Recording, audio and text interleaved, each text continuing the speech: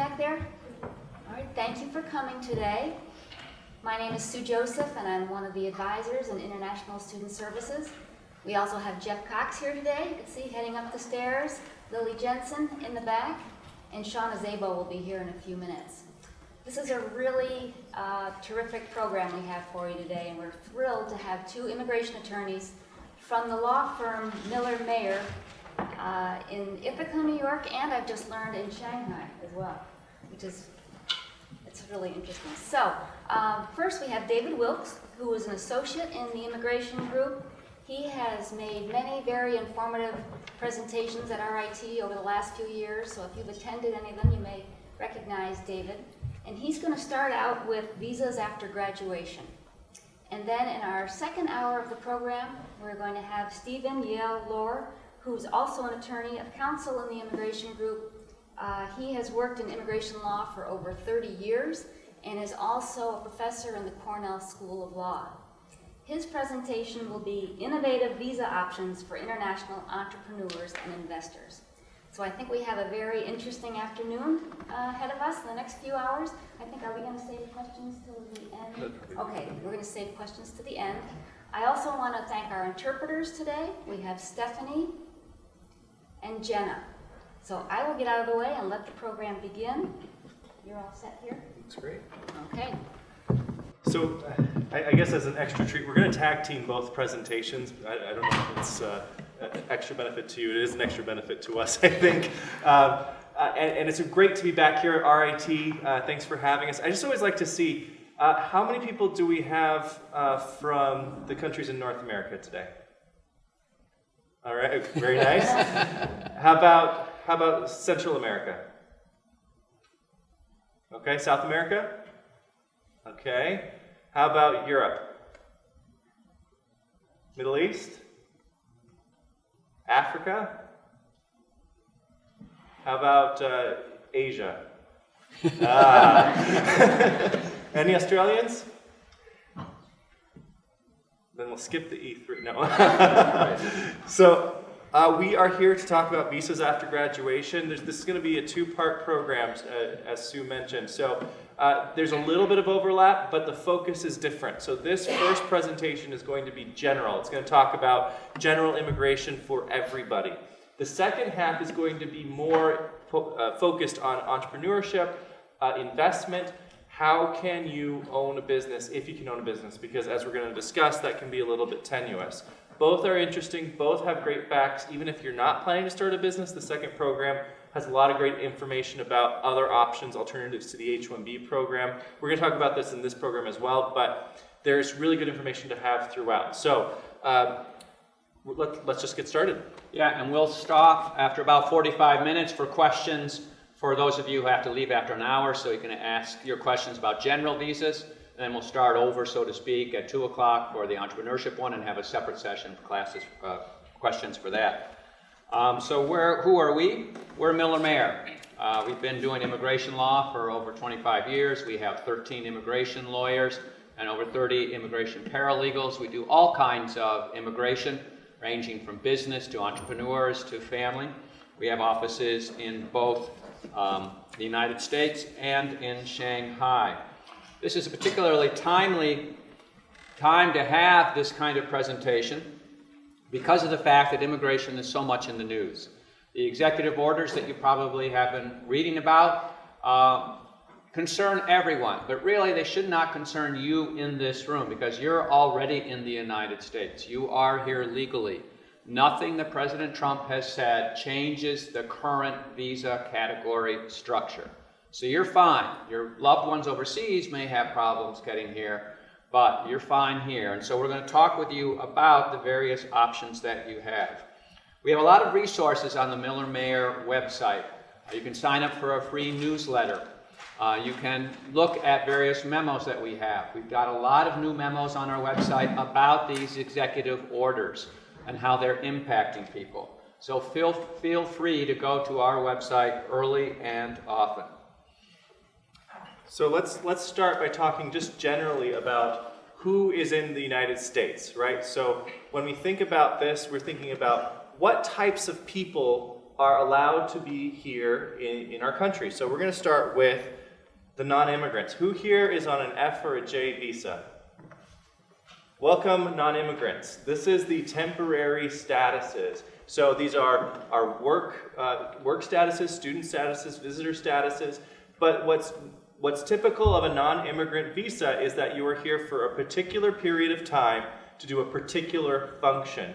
You can't work for just anybody. You can't do just any activity. You are limited in what you're able to do. If you're here on an F and a J, you are limited in the fact that you are to be here studying at RIT or working on OPT or AT, and that's it, right? That's what you're allowed to do, no more, no less. So that's not where you want to stay, probably, right? If you want to stay in the United States, this is good for a while. Some of these statuses you can do in perpetuity, but after a while you want some more permanence. You want to be able to stay in the country. So that brings us to permanent residence. Why is this green? Because these are the green card holders. We're very blatant, right? We want to be very clear. These are the green card holders here. So these are the people that can live anywhere and work for anyone. They have a lot of the rights of U.S. citizens, except they cannot vote. They cannot serve on a jury. I know it's very disappointing that you won't be able to serve on a jury. And you can't run for office, okay? And very importantly, you are subject to deportation if there is a criminal charge that gives rise to that. So if you want to commit crime in the U.S., you better become a U.S. citizen, okay? Now, I know this is recording, so I was joking, just in case somebody is paying attention. So citizens, that's when you're very secure in the country. That's when you're not worried about deportation. And do any, and you don't have to raise your hand, but for you grad students that are maybe a bit older and might have kids that weren't born in this country, citizenship might be very interesting to you because while everybody here is going to stay straight-laced, you're not going to be involved in any controlled substances, you're not going to get involved with the law, sometimes kids, when they get to the teenage years, are at the wrong party. And sometimes they have situations where they're getting charged with drug offenses, or possession or whatever it is.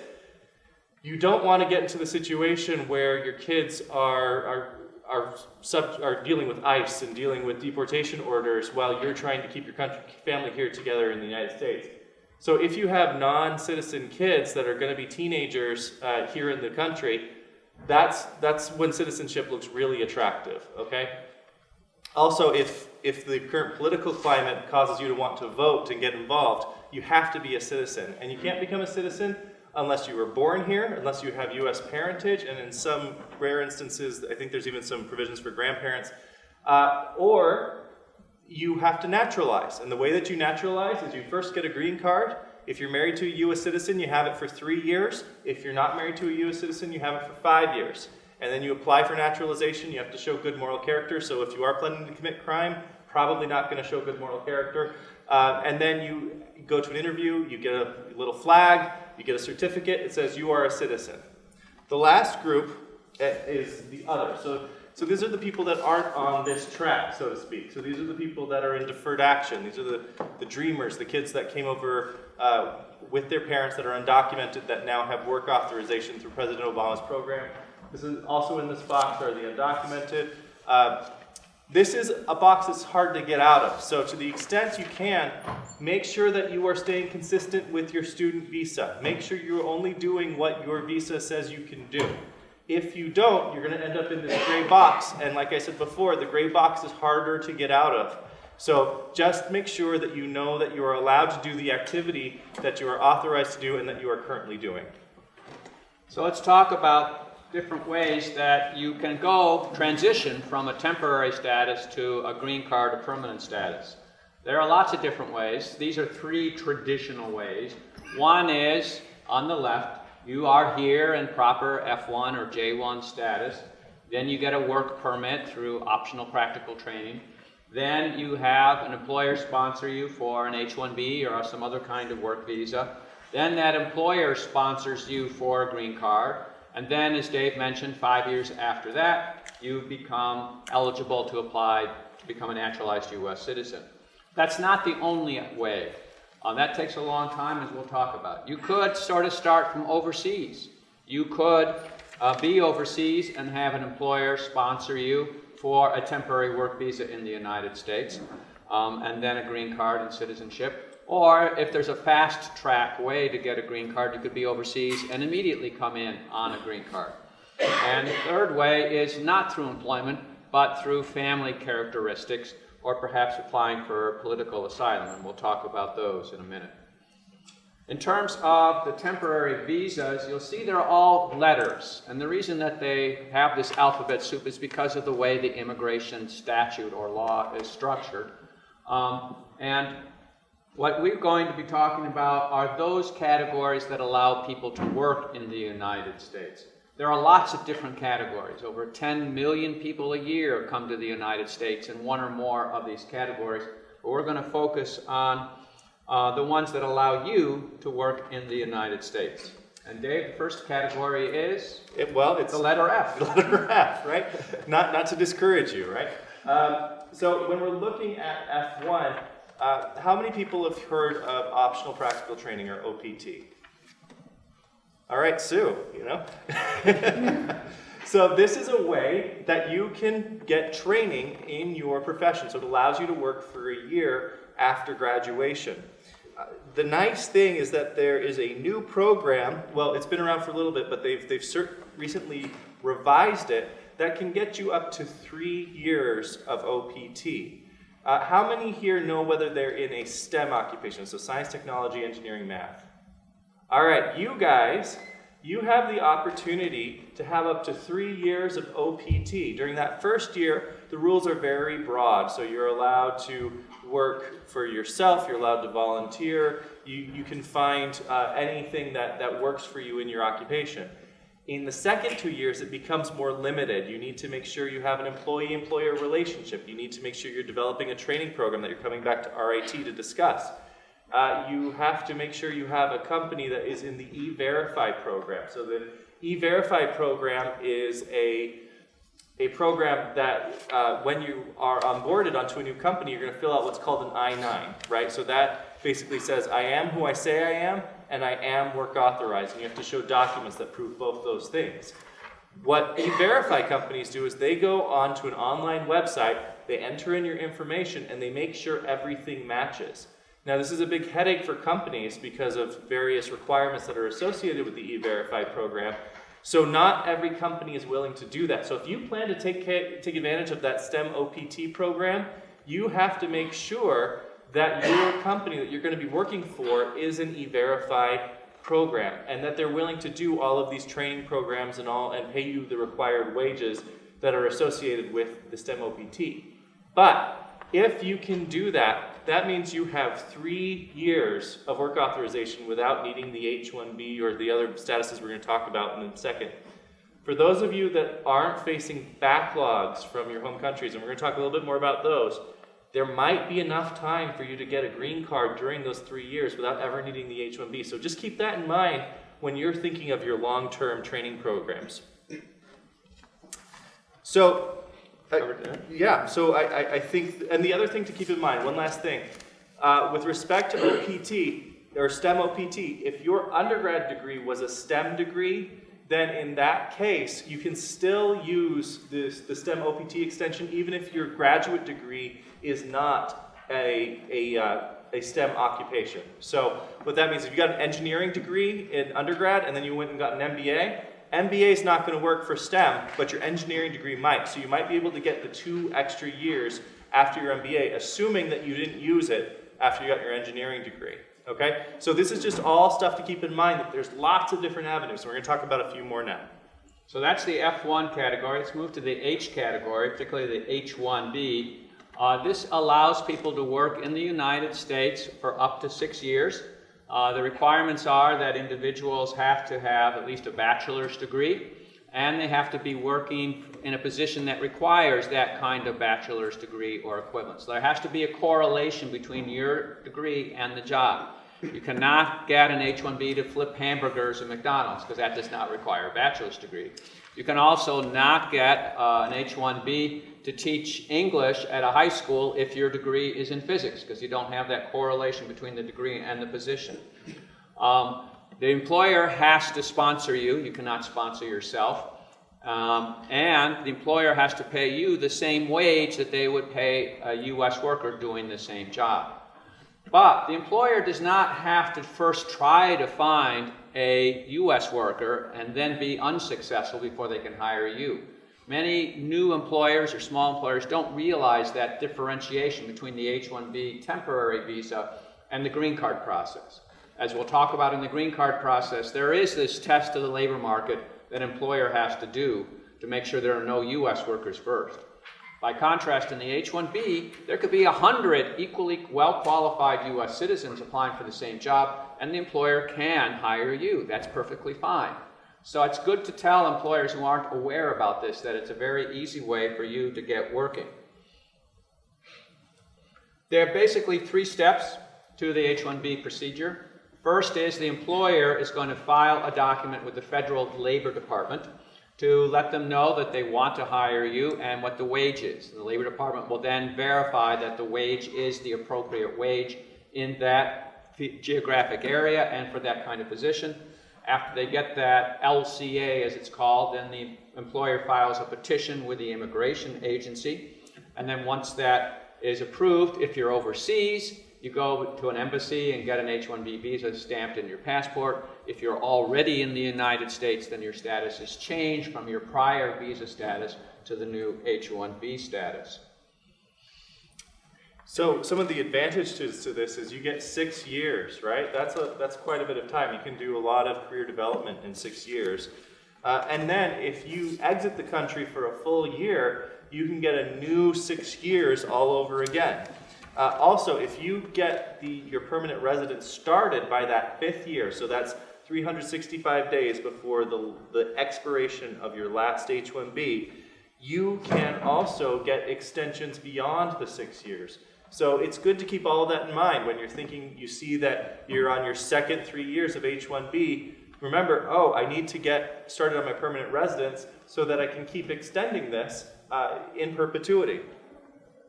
You get to keep working towards your green card. If your green card's filed, you get to travel. You get some travel benefits based on it. You don't have to have any sort of labor test with respect to the H-1B. Sometimes that's a point of confusion. You can be equally qualified to other U.S. citizens, foreign nationals. There's no requirement that you be the only one available. And there's no delay when you change employers. What's nice about that? If you're on H-1B status already, as soon as some other employer files an H-1B for you, under most circumstances, you are immediately able to start working for that new employer that filed the new H-1B for you. So there's a lot of portability with respect to the H-1B. And then also, if you get started on your permanent residence in a timely way, there will be eventually work authorization for your spouse. Now, I know not all of you are married, but this can sometimes become a big deal when you're doing career planning, when you're doing immigration planning. Your spouse may have career goals of his own or her own, and you may end up being in a status where your spouse, if they are not a U.S. citizen or don't have their own independent status, isn't allowed to work. So if you can find a way to allow for your spouse to work, that can be a great benefit to your family in general. So the H-1B has a lot of advantages, but it also has some disadvantages. Unlike the F-1, it's very flexible. You can move from one employer to another. On the H-1B, if you go to a second employer, the second employer has to at least file a petition before you can start working for them. The paperwork costs and delays are significant. You see the costs up there on the screen. It can cost an employer $5,000 or more to go through the process. But the primary problem is the fact that we do not have enough H-1B visas. Congress sets the limit of H-1B visas to about 65,000 per year plus an additional cap of 20,000. And Dave's going to explain what that cap is and what it means for you if you're going through the H-1B lottery. So how many of you have heard of the H-1B cap? Okay, and the rest of you will. So as Steve was mentioning, there's only a certain number of H-1Bs that are available each year. So for those of you that have bachelor's degrees, there's 65,000 available right off the bat. For those of you, if there's anybody that's from Chile or Singapore, you have a golden ticket right here. There's 6,800 H-1Bs available for you, and those haven't been exhausted as far as I know. The last group is a 20,000 pullout for those that have U.S. master's degrees. How many of you are in a how many of you are in a graduate program here at RIT? All of you. You get this extra box, right? So what happens is that all of these visas come alive at the start of the fiscal year, which happens to be October 1.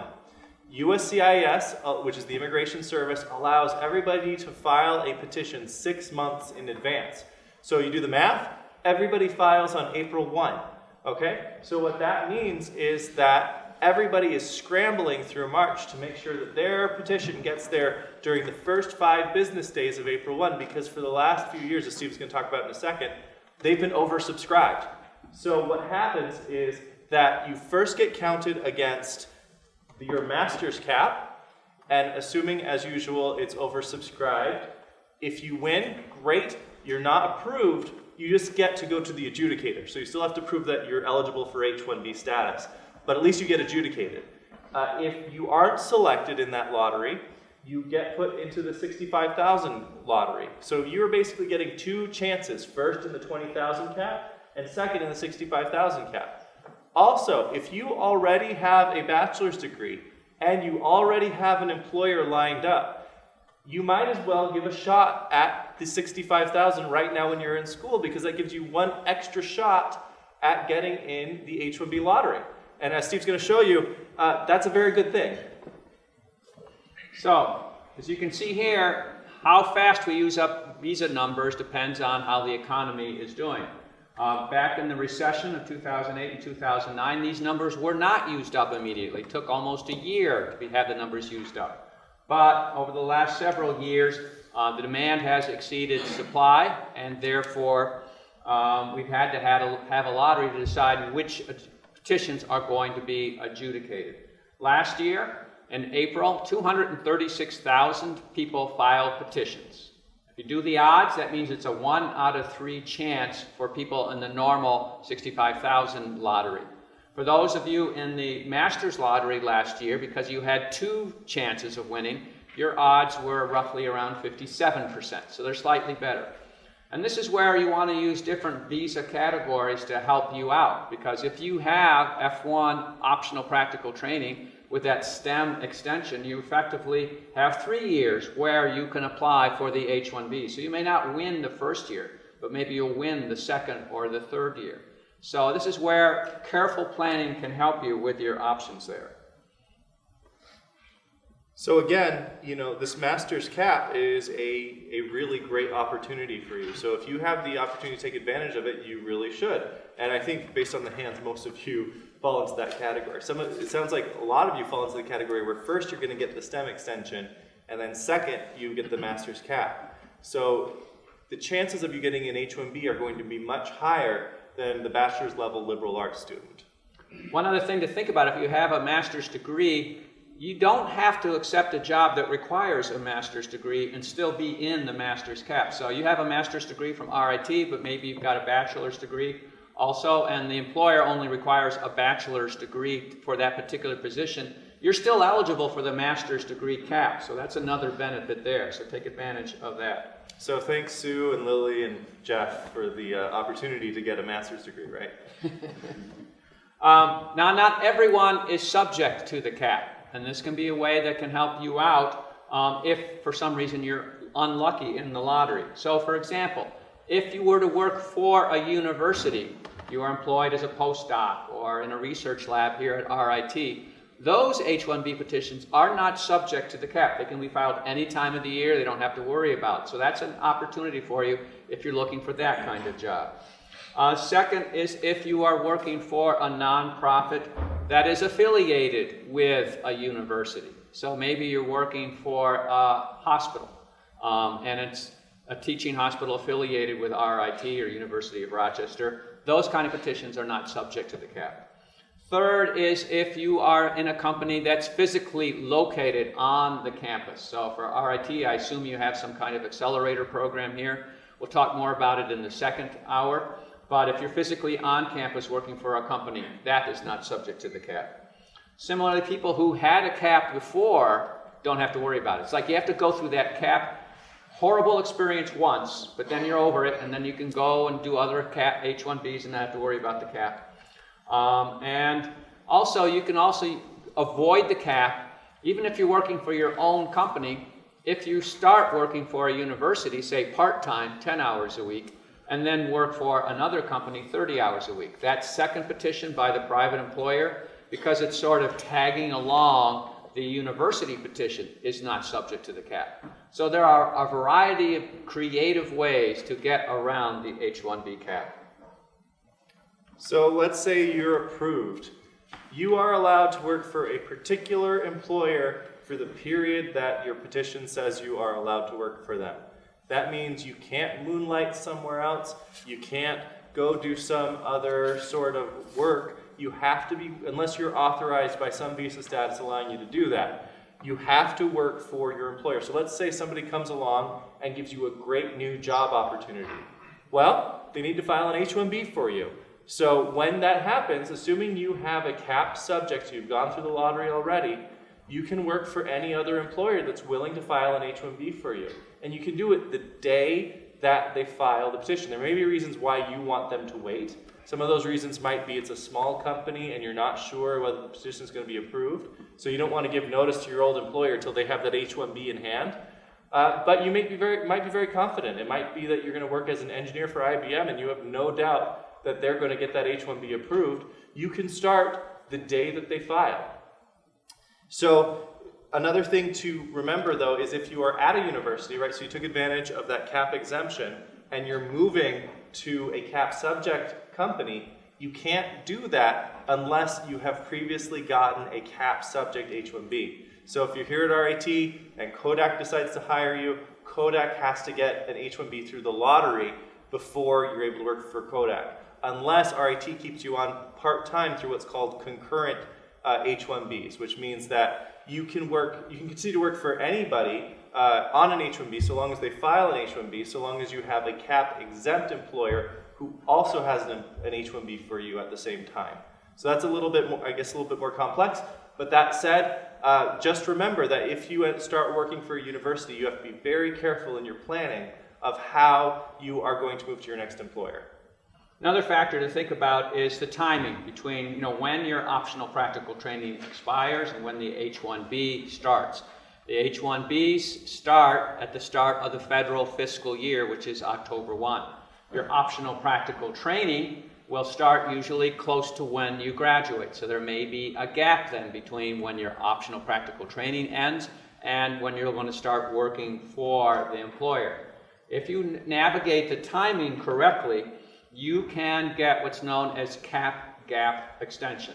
That you've gone through the H-1B, you've got an H-1B employer all lined up, your optional practical training runs out sometime that summer. The immigration agency will say, fine, during that gap, until you get the H-1B, will allow you to remain in the United States.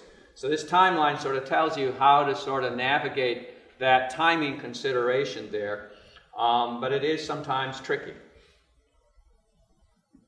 So you do want to think about this timing, right? So OPT is generally for a year, and you want to take advantage of cap gap. All cap gap lets you do is extend the rights you had at the time of filing until October 1. So if on April 3, when your petition was submitted, you were in your grace period because your OPT had ended, you're allowed to stay like you would in the grace period, but you're also not allowed to work just like you were in the grace period. If, on the other hand, your OPT is still valid, maybe it's valid until May 1, that extends your right to work and that extends your right to stay. So you want to think about that when you're planning your OPT. If possible, you want your OPT to expire sometime between mid-April and October 1 so that you can take advantage of that full cap gap, right? That's going to give you more opportunities to file for an H-1B. So think about this for a second. If you, for example, have your OPT expires in January, well, that's going to give you one shot at the H-1B, right? Your first April is going to be the only April that you have to file for an H-1B. If, on the other hand, your OPT starts in mid-April, well, you can file during the first full year of OPT, and then also the second year, because that OPT is going to be extended until October. You want to think about that when you're timing everything. So here we have a timeline of possible OPT hiring. And you want to make sure that when you're planning all of this, you want to keep all of that in mind so that you don't end up in a situation where you're not able to extend your H-1B or get into the H-1B because you haven't had enough opportunities to file for the H-1B. Now, the H-1B is not the only kind of work visa. There are lots of other categories, and we want to review them too so that perhaps you take advantage of them. Most of them have more flexibility. They don't have a numerical limit, for example, but most of them also have special requirements or are only available to people from special countries, so they're not going to apply to everyone. So the first one, Dave, tell us about the L1 visa. So the L1 is for multinational transfers. So, for example, if you get a job for Kodak in the UK, and they decide that after a year they want to transfer you to the US, the L1 is how they're going to do it. So this visa is available for people that are managers, executives, or specialized knowledge employees of multinational companies, which means that they have an office in the US and they have an office abroad, and there's an equity relationship, be it branch, parent, affiliate, subsidiary, or joint venture. So there has to be an affiliation through equity between the two branches, and then they can transfer you as a manager, executive, or specialized knowledge employee to come work in the US as a manager, executive, or specialized knowledge employee. The nice thing is if you're a manager on both ends or an executive on both ends, there's a fast track to a green card that we're going to talk about a little bit later. The other visa to keep in mind, I know I asked if there's any Australians. Did any more Australians come in? Okay. Well, you can be jealous of the Australians because they have their own special category, which is very similar to the H-1B. It's because they helped us out in the Iraq War. That said, if you have any Australian friends and you're feeling really generous, you should let them know about the E3. Or marry an Australian. That's right. There you go. Do we have any Mexicans or Canadians in the audience? We have one. Okay. So we have a special visa for Canada and Mexico. It's called TN for the Treaty NAFTA. It's similar to the H-1B. It's for people with particular occupations, and they're listed on that, but we won't spend any more time on it. So you can talk to us later if you want. So Dave, tell us about the E1 and E2 visas. So this is for investors. First are the treaty traders, which involves having a company that has the nationality of a treaty country. So what does that mean? It sounds like I'm talking kind of circularly, right? A treaty country is one that has a country that has a treaty with the U.S. that essentially allows for these two immigration statuses, so E1 or E2. Sometimes there's actually quirks to this status because of the particular treaty with the United States. So for example, Great Britain's treaty with the United States that authorizes the E2 has certain residency requirements that are not found in the other E1s and E2s. So all that is to say is that if you're interested in doing this visa status, first check to make sure that you are from a visa country. And the way that you do that is you search treaty country and then Department of State, and you can find the whole list that's kept up to date. And so what it does is if you're an E1, you are essentially either an owner or you're part of a company that is from a treaty country, which means that the majority ownership of that company is from one of those treaty countries. You yourself are from the same treaty country. So let's say that the ownership is from Canada, but you're from Israel. Yes, both are treaty countries. Yes, both allow E1s, but that's not going to work. The two nationalities have to match. And then the trade has to be principally between that same treaty country and the United States. So let's say this time you're both from Canada, the company, you from Canada, but the trade is between the US and Israel. Again, yes, Israel is a treaty country, but we need it to be between the same country. So it has to be the trade with Canada. E2 works very similarly, is you have to have that same nationality structure, but then you have to create an investment in the United States. So you or the owner of the company has to invest substantially in the US. The lowest I've seen approved is $50,000. The good thing to know is that these two categories are very favorably viewed by the Department of State, so they want to approve these. And that's because they want the investment in the United States. So this is a great opportunity if you yourself are going to be involved in international trade, or you yourself are going to be investing, or you're the employee of somebody that is. If you're a manager, executive, or special skill employee of somebody that qualifies for this, you can use this category too, so long as you match the nationality. Another great thing about this is that there are continued extensions in perpetuity, and that your spouse could also work. So there are other categories as well too. So for example, if you run out, if you're unlucky in the H-1B lottery, you may be able to go back to school and get a more advanced degree and qualify for another round of optional practical training. The J-Exchange Visitor Visa category has some work options available to it. And there is a program called the H-3 program. So if you're unlucky in the H-1B lottery, do not give up hope. Hire a good immigration lawyer and see what other options there may be available. We talked briefly about this. Again, you want to make sure that your spouse, if that's important to your spouse and to you, that your spouse be able to work. Note that there's some categories that will allow it, some won't. And also note that you can also benefit from your spouse's visa status as well. So let's turn now to trying to get a green card, or permanent resident status, as it is formally called. There are three basic ways to do that. One is through family characteristics, one is through employment characteristics, and one is through the so-called diversity lottery. We'll talk about the diversity lottery, just to get it out of the way. 50,000 green cards per year issued by the State Department. Basically, they allow everyone, except people from countries that already send a lot of immigrants to the United States, an opportunity to apply, usually in October of each year. So as long as you're not from a country like China, India, Mexico, Philippines, etc., you can apply for this. The odds of winning are, however many out of 50,000, so they're pretty good, better than winning the New York State lottery.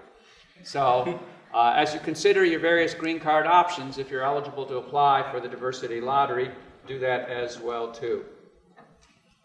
The family characteristics. That is a way that you can get a green card. The best way, if you have a family member, is if you're married to a U.S. citizen. That citizen's spouse can sponsor you. There's no numerical limits. There's no backlogs. So I encourage all of you to get married. Now, you should marry for love and not for a green card, because they do check for that. And they give you a conditional green card for 2 years, and then they check in after 2 years to make sure you're still married. So do marry for love, but if you happen to marry a U.S. citizen, that is probably a fastest way to get a green card. There's no crime against only marrying U.S. citizens, There are other categories. For example, I've got a spouse who's a green card holder. I've got a parent who's a green card holder. I have a sister or brother who's a U.S. citizen. The problem with these categories is other than marrying a U.S. citizen spouse, is that there are backlogs, both by overall and by per country. The worst backlog is if I am in the Philippines and I have a brother or sister in the United States who's a U.S. citizen. That U.S. citizen's brother or sister can sponsor me for a green card, but the backlog in that category right now is 24 years. By then, how many people are over 24? No, I'm teasing. So as a practical matter, unless you're married to a U.S. citizen spouse, a family way to get a green card is probably not possible for you. And this shows here on the slide some of the backlogs for these various categories. And you can go to something called the Visa Bulletin, which is published by the State Department each month, and it tells you exactly how bad the backlogs are for each particular category. We already talked about the Diversity Green Card Lottery. There's a link there to the program instructions if you want to find out when to apply and whether you qualify. Well, let's start talking primarily about the employment way to get a green card. Dave? So, employment-based, right? So how many of you have heard the EB1, EB2, EB3? Okay, a couple of you. So that's employment-based preference 1, employment-based preference 2, employment-based preference 3. The primary way that most people get a green card is through the labor certification process, which, just to talk about briefly, involves a test of the labor market. So what that means is that your employer is going to do 5 types of recruitment that are governed by Department of Labor, and they're going to put your salary up on the wall, and they're going to put your position out there with your job title to make sure that there's nobody that is eligible for your position. If you're in academics, then they might not do a prospective recruitment. They might use old recruitment, but they can use new recruitment.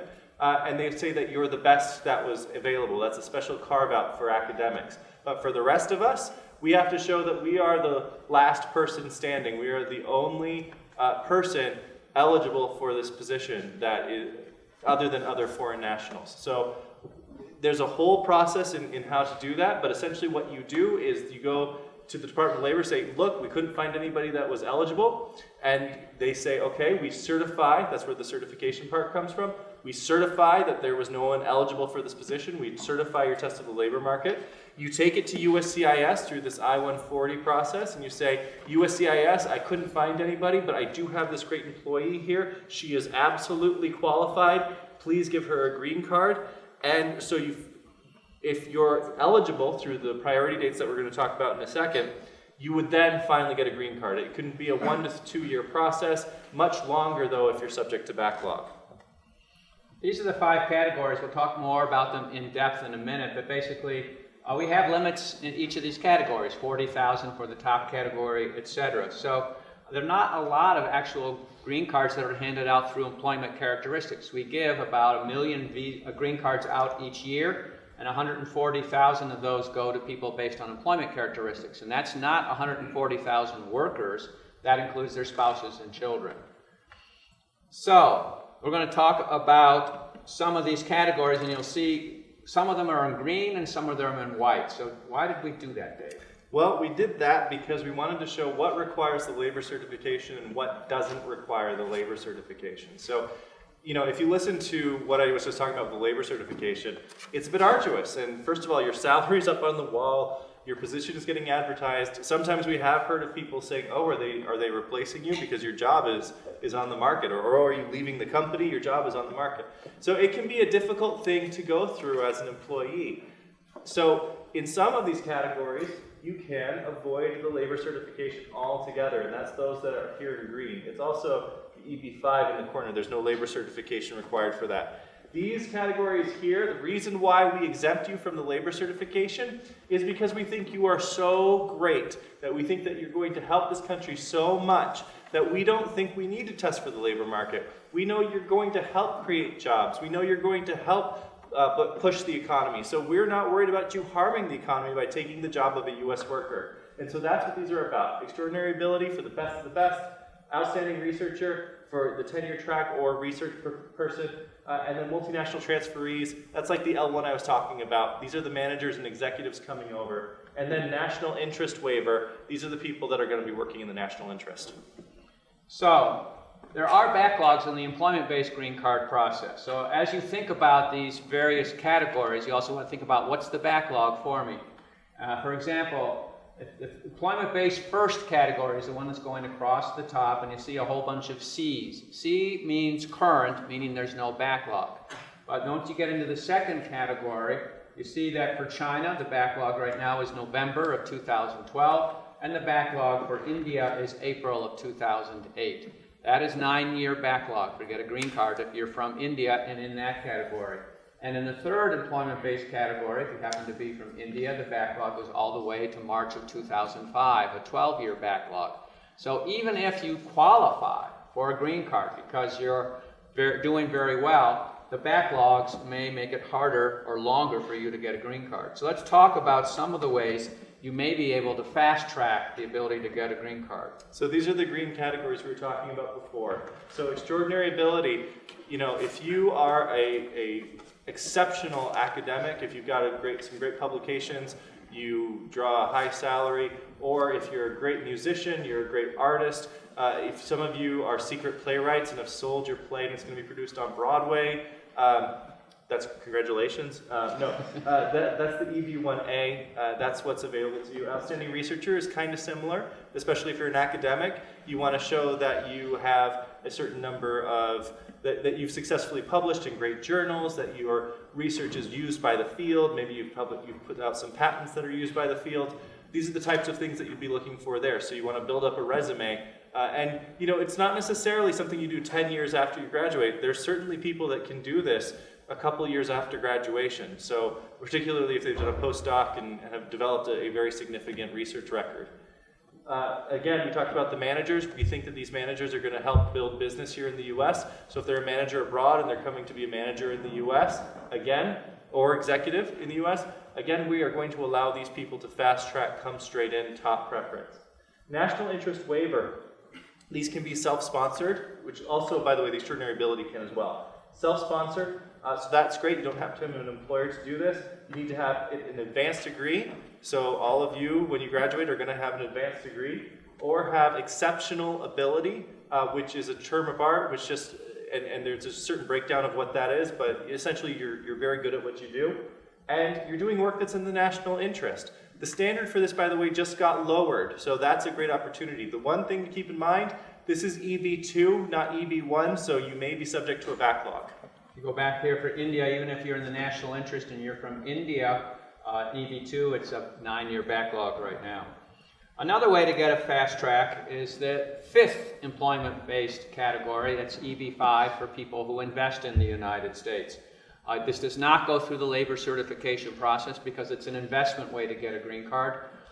You can invest in one of two ways. You can invest in your own company, or you can invest through a so-called regional center. Either way, the investment has to create at least 10 jobs for U.S. workers. It requires $1 million or $500,000, depending on exactly where the investment is put. It allows you to get a green card for 2 years, and because at the end of the 2 years, they want to make sure that the jobs you said you were going to create actually did get created. It's a very popular way for people from countries like China that have long backlogs to get into the United States a little more quickly. It's gotten so popular for people from China that now it has a backlog for China, but for other countries it's not a backlog, so it's certainly something to consider.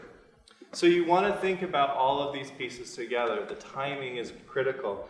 The labor certification, so PERM, by the way, is the system that labor certification uses. It doesn't mean you have to go get your hair permed or anything like that. That's just the system that they use. They call it PERM. So the labor certification, the I-140, and the AOS is adjustment of status. That's the last piece where you get the actual green card. That can take more than 5 years. In some instances, it can take 9 to 10 years. So you want to be thinking about your long-term plan. The quota may affect what type of what's available to you, and that could be based on your degree and your background. The nice thing, though, is that there usually are options, particularly if you're an H-1B, that can help you continue to work and help you continue to stay while you are waiting for that green card to come up. And also remember that there are brand new regulations that came out on January 17th that liberalize your ability to move. So even if somebody started a permanent residence, even if you're an H-1B and you're only authorized to work for one employer, or your permanent residence petition is for a particular employer, there are new regulations that are going to allow you to have more flexibility to continue your career with different companies. So to wrap up before we take some questions, there's a lot of information on government websites. Our Miller-Mayer website also has a lot of information. It's sometimes hard to figure out, because immigration law is so complex, how all of these different pieces operate together. So that's why it's important to have a good immigration lawyer consult with you and work with you on both your short and long-term strategies. One last thing is be careful of what you put on the internet. You are here right now, for example, on F1 status. The immigration agency interprets that as being here to be a student, not to work. So if you advertised on your LinkedIn page or Facebook about how you are working out of your dorm rooms, developing this great new software app or whatever, the immigration agency may say, well, that's great, but you have violated your student status. So be careful and make sure that you comply with all of your visa terms and are not violating status in any way. So as we pointed out, get a realistic assessment of your particular situation early, and then see how it changes over time. It may be that you don't qualify for a particular visa category now, but by knowing the requirements and planning and talking to professors or getting published over the next 12 months, you can qualify for a category that will help you in your long-term options. Get to know employers soon. Maybe try to do curricular practical training or pre-completion optional practical training so the employers know you So when it comes time to think about an H-1B, it's not just another job applicant, but they've already seen you on the job. They already know how valuable you are, and they're much more likely then to say, yes, I'm willing to go through this stupid H-1B lottery there. Think of alternative and creative employment options. Because immigration law is so complex, your first option may not work out, but usually with creativity, there's some other option that can work for you.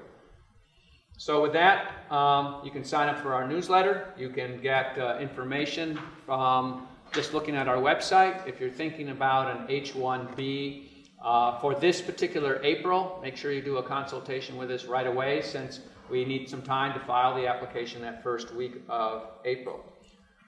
With that, we've got about 5 minutes, so why don't we open it up to questions?